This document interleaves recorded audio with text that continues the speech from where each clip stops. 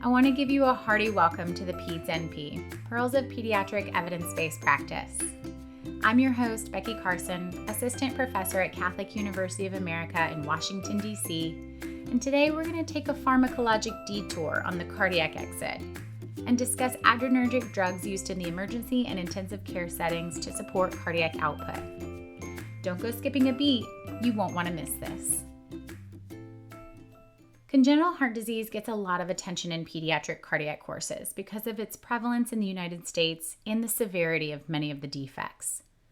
About 1% of live births in the U.S. have congenital heart disease, which comes to 40,000 annually. And about 1 in 4 will need a surgical intervention or procedure in the first year of life. But surgery is just one day in the life of these children, and I want to focus our attention on other etiologies of critical cardiac problems and the vasoactive drugs that provide inotropic support to critically ill children. Let's be clear. Cardiovascular agents are not just for use in patients with congenital heart defects. These drugs are used to support cardiac output, and a patient could have cardiogenic shock for any number of reasons, which also include arrhythmia, infection, or inflammation, among others.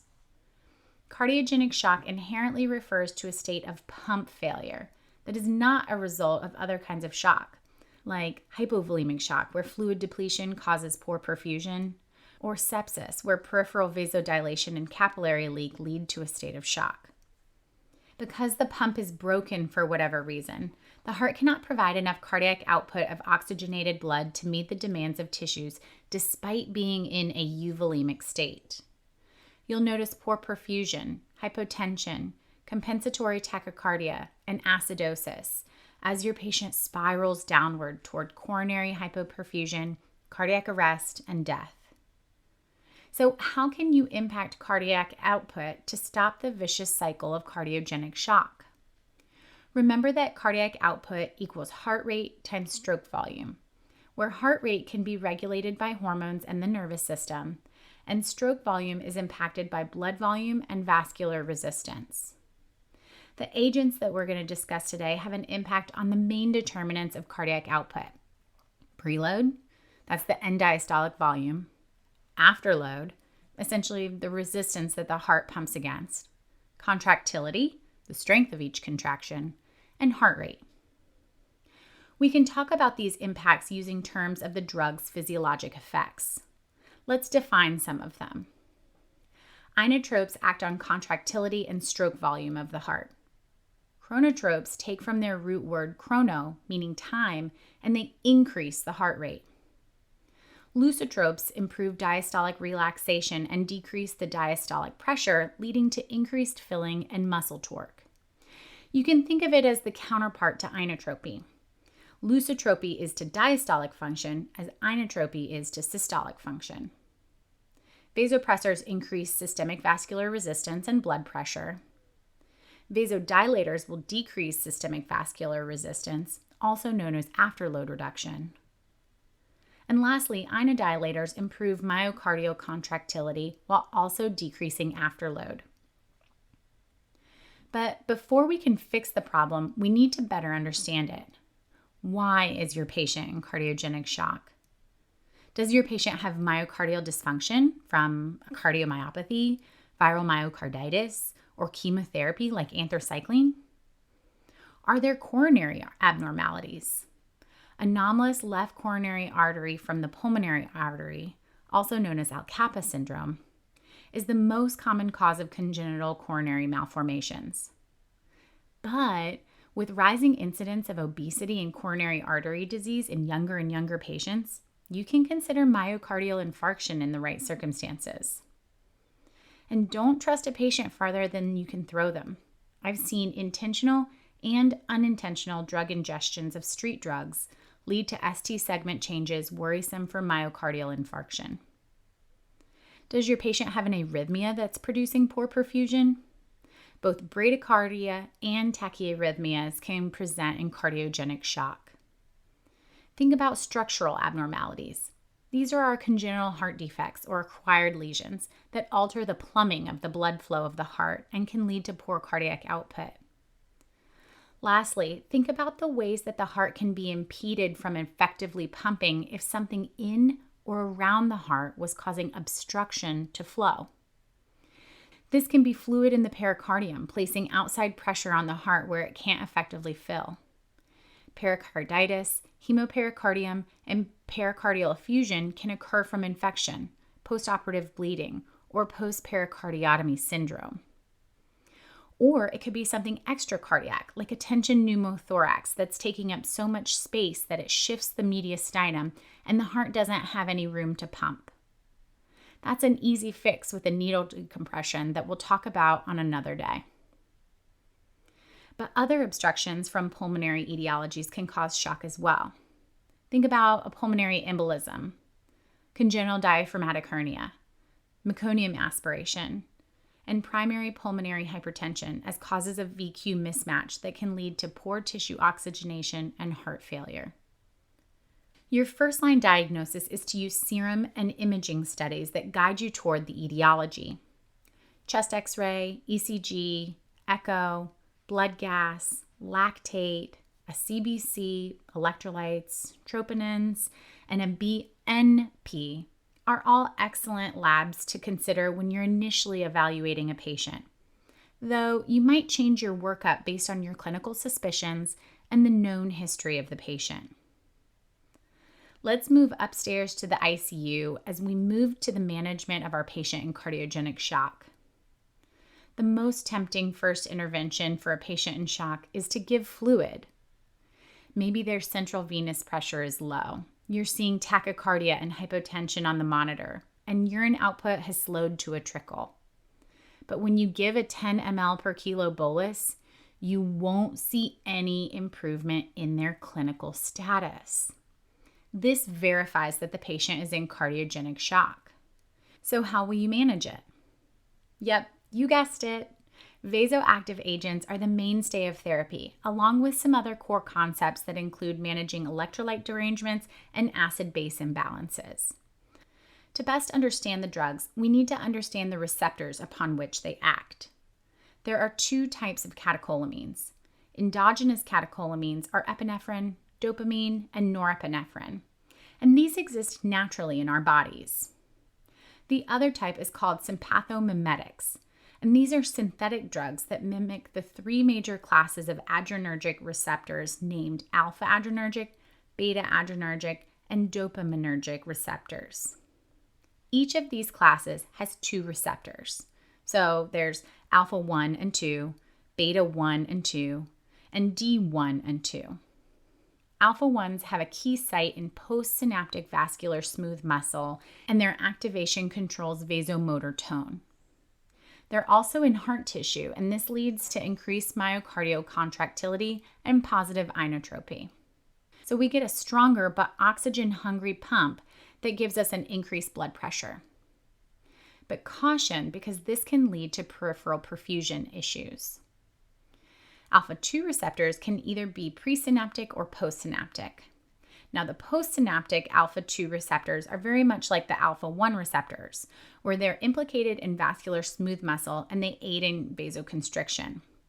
But the presynaptic alpha 2 receptors are in the nerve terminals of coronary myocardium and peripheral vascular smooth muscle. Activate these and you get a negative feedback loop that decreases norepinephrine and parasympathetic tone, thus causing vasodilation, decreased heart rate, and vascular tone, which can lead to decreased cardiac output. Beta receptors are my favorite. Beta 1 receptors are found in the heart, and their activation leads to increased inotropy and chronotropy, which improves contractile strength and heart rate. Beta 2 receptors, just like alpha 2 receptors, have two roles.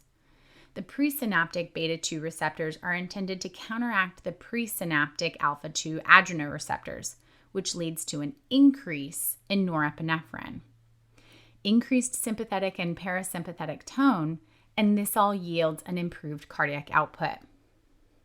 Postsynaptic beta 2 activation has two main impacts. One is in the heart, where we see positive inotropy and chronotropy. And the other one that you're probably more familiar with because of our frequent use of the beta 2 agonist albuterol, where activating these receptors that live in the bronchial smooth muscle causes vasodilation and bronchodilation. You can remember beta receptors with beta 1, you have one heart. Beta 2, you have two lungs. Lastly, there are dopaminergic receptors. D1 receptors have key sites in the renal, mesenteric, coronary, and vascular smooth muscle, whose role is vasodilation. There are also D1 receptors in the renal tubules, whose role is inhibition of sodium resorption and diuresis. D2 receptors have key sites in the presynaptic sympathetic nerve terminals to inhibit norepinephrine release, which yields vasodilation. They're also in the peripheral vascular smooth muscle of the GI tract and kidneys, whose activation leads to vasoconstriction. Now that we know about each of the receptor sites and physiologic actions, we can begin to select drugs that will help in the management of cardiogenic shock. Dopamine is the endogenous precursor to epi and norepi, and is a good first-line choice to improve cardiac output. You may have seen it historically used because it's helpful in fluid refractory situations that are associated with low systemic vascular resistance, like septic shock. Some major benefits include that it can be given through a peripheral vein without the need for a central line. It's easily titrated up and down with a short half-life. And it has dose-dependent stimulation of catecholamine receptors. Let's talk about this dose-dependent response a bit more. Dopamine can be given at a low, medium, or high dose, and this dose-dependent response is more commonly seen in children. At each level, the drug effect changes, so it's like getting 3 drugs for the price of 1 IV bag. I see dopamine most often used at the medium dose of 5 to 10 mics per kilo per minute to activate beta 1 receptors that increase inotropy and chronotropy. At higher doses, dopamine can be risky in certain patients because then it will activate alpha receptors that will cause an increase in vascular constriction and pulmonary vascular resistance. You may see it at very low doses of 1 to 5 mics per kilo per minute, where we have the ideal activation of D1 receptors leading to renal and splanchnic vasodilation. Many times, we need to use more than one agent to get the desired effect of improved cardiac output. So let's talk about a couple more drugs that you might see used in the ICU. We'll talk about epinephrine and norepinephrine to round off our discussion of endogenous catecholamines. Epi is a fan favorite because of its great effect on cardiac output. Thus, the reason for its use in cardiac arrest in all of our advanced life support algorithms, and as the drug of choice in anaphylaxis. But did you know that it also has dose-dependent effects just like dopamine? You're probably accustomed to the high-dose infusions that we use to get alpha adrenergic effects to increase blood pressure, heart rate, and contractility. But the unsung skill of epinephrine is its low-dose chronotropy, inotropy, and a modest systemic and pulmonary vasodilator. Norepinephrine is a drug that causes vasoconstriction by increasing systemic vascular resistance. There's very little inotropic or chronotropic activity, and it's the preferred agent in warm shock, where a hyperdynamic cardiac output state leads to hypoperfusion. Well, what does that mean? Well, remember, warm shock involves peripheral vasodilation, a low SVR. So adding fluid to the equation won't improve perfusion to those vital organs. So if the patient has sufficient fluid on board and we give norepinephrine, then that vasoconstriction increases the blood pressure and afterload. You may even see reflex bradycardia in response to the increased mean arterial pressure. Dobutamine begins our discussion on synthetic drugs. It's not a vasopressor like the others so far in our list. Rather, it causes inotropy and vasodilation to increase cardiac output, which is particularly helpful in the coronaries.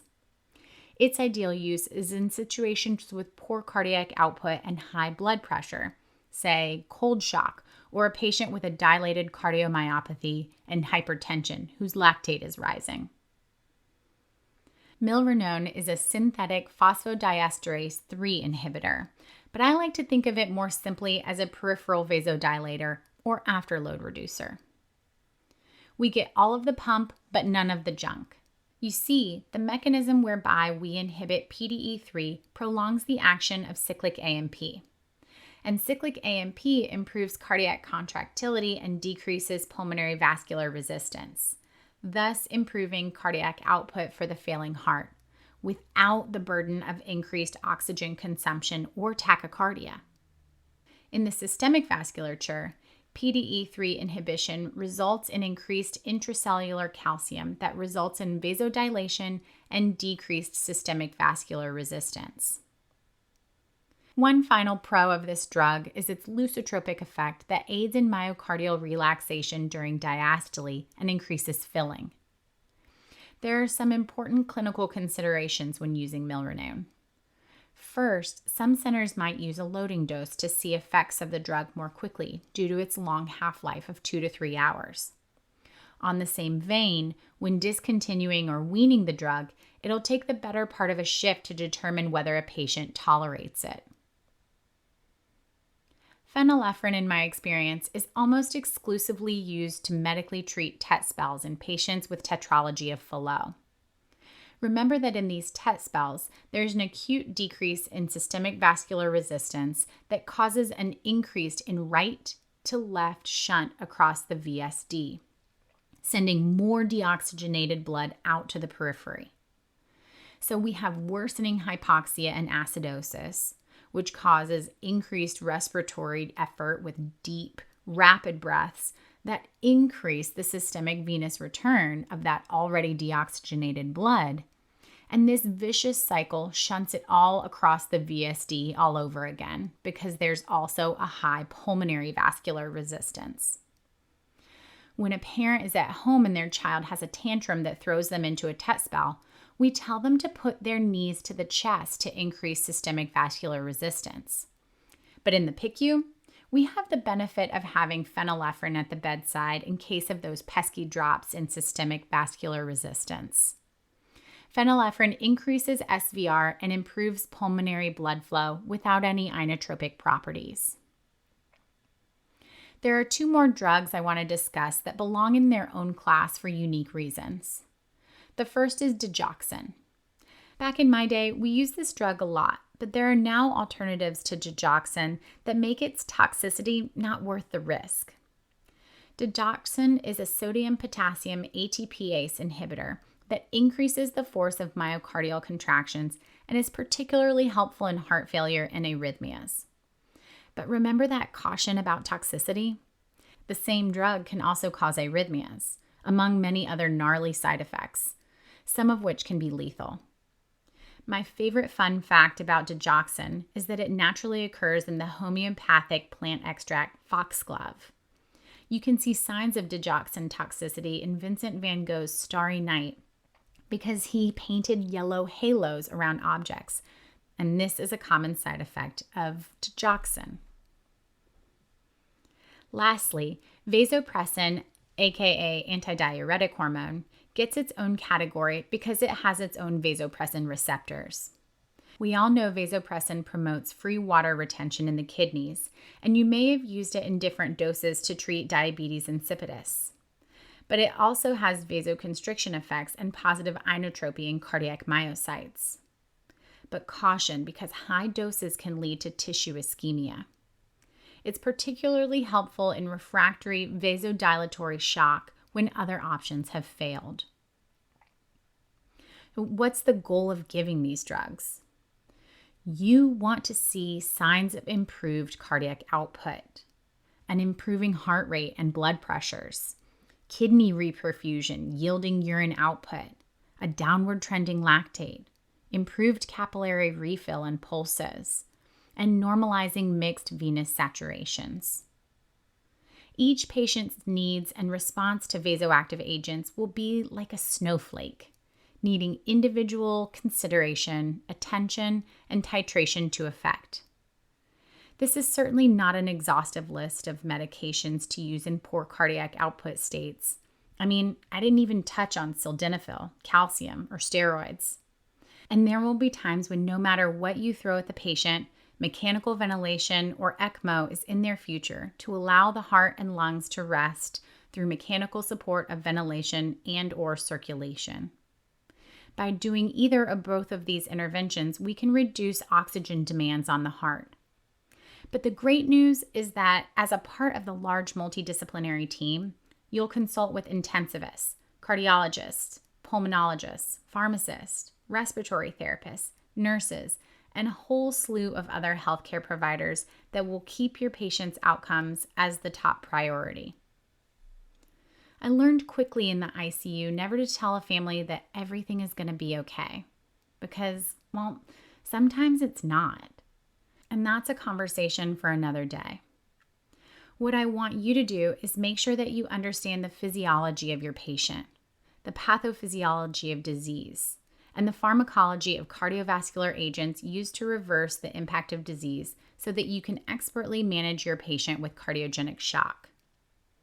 I'd like to give a big thank you for my copy editor on this episode, Amanda Willis, a wonderful former classmate and friend of mine. She's a pediatric nurse practitioner in inpatient cardiology, where she serves as the Associate Medical Director of the Cardiac Patient Care Unit and Assistant Director of Cardiac, Renal, and Pulmonary Advanced Practice Providers. I hope that you'll like, comment, and subscribe to the Peds NP, where I try to pump you up with evidence-based concepts to make your blood flow.